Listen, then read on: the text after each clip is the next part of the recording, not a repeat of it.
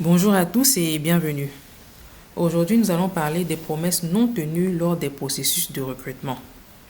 Alors, lors des différents recrutements que nous menons en cabinet, nous recevons assez régulièrement en entretien des candidats à des postes à qui nous posons naturellement la question de savoir pourquoi ils quittent leur poste actuel après, par exemple, 2 mois, 3 mois ou encore 6 mois en fonction, voire un an.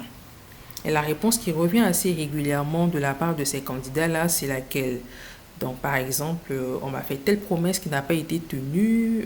Voilà, on m'a promis X, on m'a promis Y, on m'a promis telle chose. Mais malheureusement, jusqu'à ce jour, je n'en ai pas vu la couleur. Comment ont-ils fait pour se retrouver dans cette situation et surtout, comment faire pour éviter de s'y retrouver?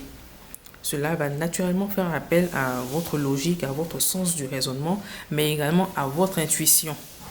Pourquoi? Parce qu'il y a certains signes qui se font voir lors du processus auxquels on ne fait pas attention. Pourquoi? Parce qu'on est emballé, on est excité à l'idée de démarrer une nouvelle aventure professionnelle. On fait l'impasse sur ces signes-là et finalement on se retrouve dans des situations compliquées.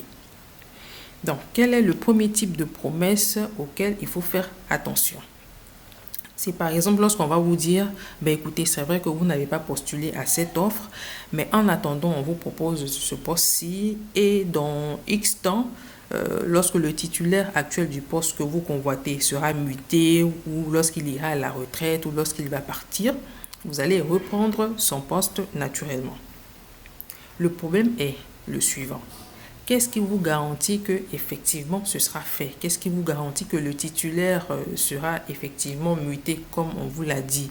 Ou est-ce qu'il ira à la retraite? Parce qu'on a déjà vu des personnes pratiquement à la retraite à qui on a proposé des CDD. Ça existe. Sauf que en attendant, vous avez signé et vous vous êtes engagé pour le poste que vous ne souhaitiez pas occuper au départ dans l'espoir que le titulaire du poste que vous convoitez parte. Donc, vous voilà un peu piégé. Deuxième type de promesses auxquelles il faut faire attention, ce sont des promesses qui ont l'air trop belles pour être vraies. On vous dira par exemple, tu gagnes combien actuellement? Ok, on va doubler, on va tripler votre salaire, on va vous donner tel avantage, voilà, tel avantage en nature, etc., etc. Sauf que intérieurement, lorsque vous regardez un peu votre profil, vous n'allez pas dire que vous avez un profil qui est extrêmement recherché sur le marché. Voilà, la position de votre profil n'est pas, voilà, ce n'est pas un profil exceptionnel, mais on vous propose un salaire mirobolant avec des avantages à couper le souffle. Et voilà, parfois on veut tout faire pour vous avoir et dans l'émotion, on vous propose des choses et si vous ne faites pas attention, on vous dire, ah, ça a l'air trop beau pour être vrai. On va vous payer pendant les 2 premiers mois, les 3 premiers mois et après, ça sera difficile de tenir le rythme. Donc, une fois de plus, vous êtes piégé.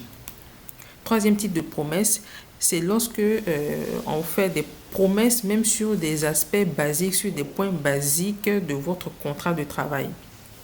Par exemple, pour votre déclaration CNPS, on vous dira par exemple, ok, bon, démarrer et après, on va régulariser.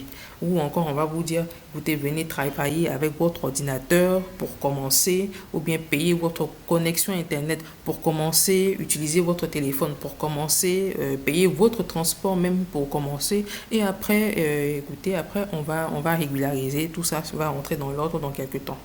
Il faut faire attention. Parce que parfois, par désespoir ou encore par naïveté, et à cause, par exemple, du prestige de l'entreprise, on va compter, on va s'engager à ce poste-là, à cette opportunité, en comptant sur la bonne foi des personnes qui sont en face de soi. Donc, il faut faire très attention parce qu'une fois à l'intérieur, ben, vous êtes pris au piège. Qu'est-ce que vous allez faire? Démissionner, vous retrouver sur le carreau? Non, vous allez être insatisfait, vous allez parfois déprimer.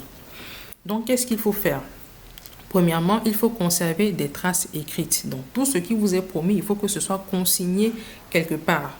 Parce que déjà, même lorsque c'est consigné par écrit, certaines entreprises ne respectent pas leurs engagements. Donc, imaginez à plus forte raison si ce n'est écrit nulle part.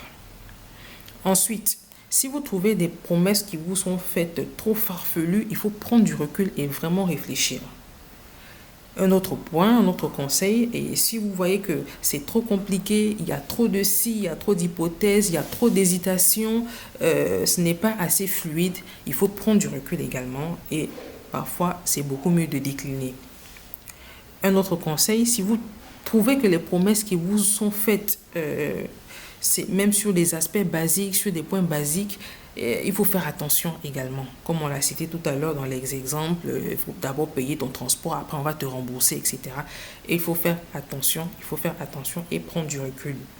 Donc, ce qu'on vous conseillera, c'est beaucoup mieux un employeur qui va jouer carte sur table, qui va être honnête avec vous en vous disant clairement, voici ce que je peux vous offrir, voici ce que je peux faire, voici ce que je ne peux pas faire. C'est beaucoup mieux d'avancer avec un employeur qui vous dit la vérité, qui est honnête et transparent avec vous dès le départ sur ce qu'il peut faire ou non, que voilà, de vous engager auprès d'un employeur qui va vous faire toutes les promesses du monde, qui va vous promettre la lune et le soleil. Donc, engagez-vous sur ce que vous voyez et si ce que vous voyez ne vous convient déjà pas, ce n'est pas la peine de compter sur ce qui vous est promis parce que ça également, ce n'est même pas sûr que ça va finir par arriver. Donc, une fois de plus, il faut être très très prudent.